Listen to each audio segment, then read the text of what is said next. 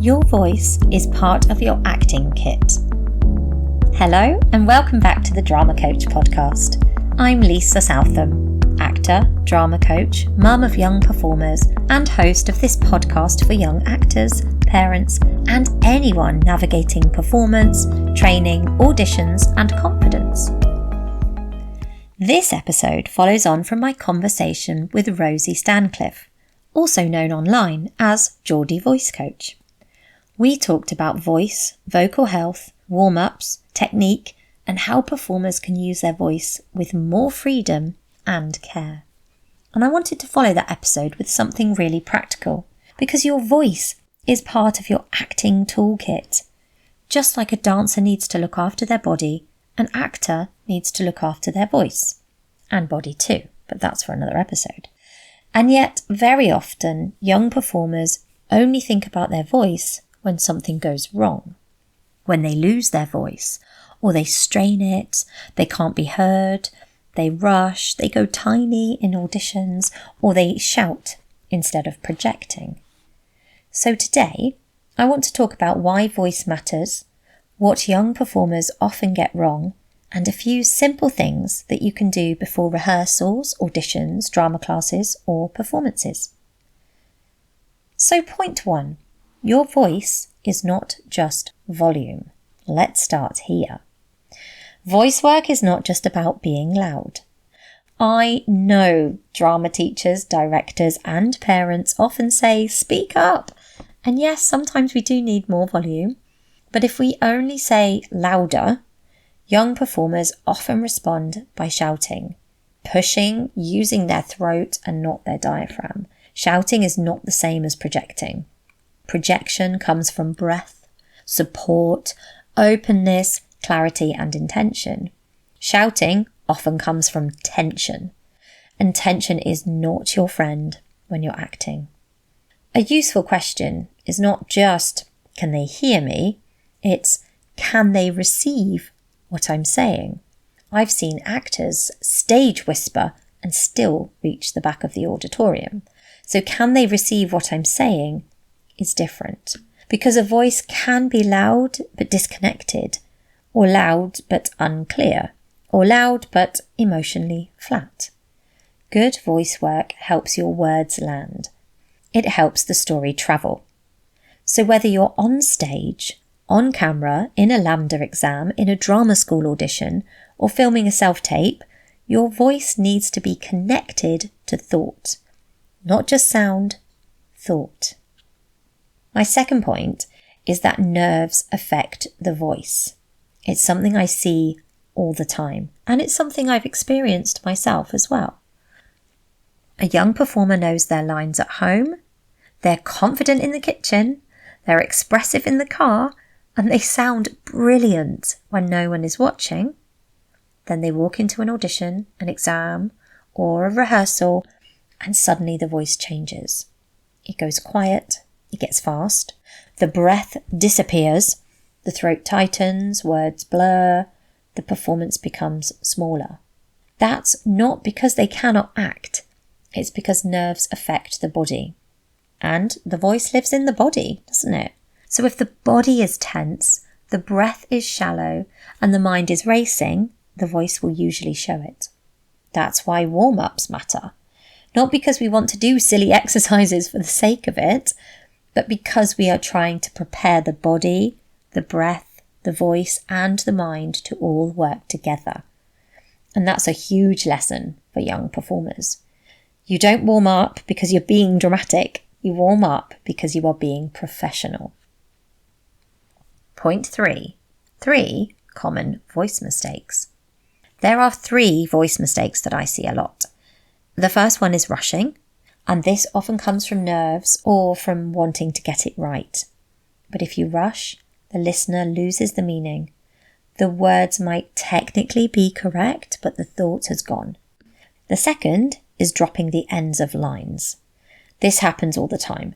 A performer starts clearly, and then the end of the sentence just disappears. But very often, the important bit is at the end. And the third thing is separating voice from feeling. Sometimes performers do a nice clear voice, but it sounds like public speaking or simply reciting rather than acting. The voice is clear, but it's not connected. So we want clarity, yes, but we also want intention, emotion, and thought. A good question to ask is, what do I want this person to understand, feel, or do? That question immediately gives the voice somewhere to go.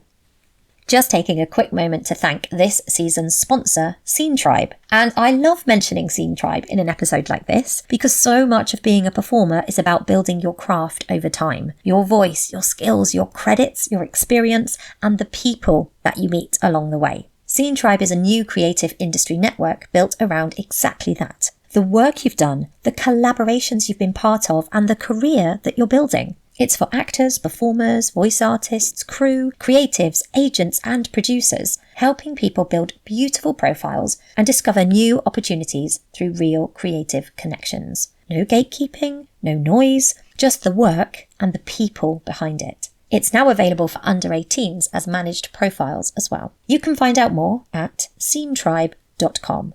Okay, let's get back to the episode. Point 4. A simple pre-performance voice routine. Here is a simple routine you can use before class, rehearsal, audition, self-tape or performance. Keep it gentle and never force anything. Start with the body. Roll your shoulders. Let the jaw soften and move the neck gently. Shake out your arms and let the knees unlock. Then breathe. Place one hand on your ribs or belly and take a few easy breaths. Don't grab at the breath and just let it drop lower. Keep your shoulders down while you do this as well. Then hum. A gentle hum is a lovely way to wake the voice up without blasting it. You might hum on one comfortable note, then glide up and down. Then wake up the lips and tongue. Try lip trills, if you like them, or gentle v, or z sounds. Then some articulation. The classic red lorry, yellow lorry, or unique New York, but slowly and clearly, not as a race. Then speak your first line. This is the bit people forget. Warm-ups are not separate from the acting. After you warm up, take the first line that you speak and speak it with clear intention.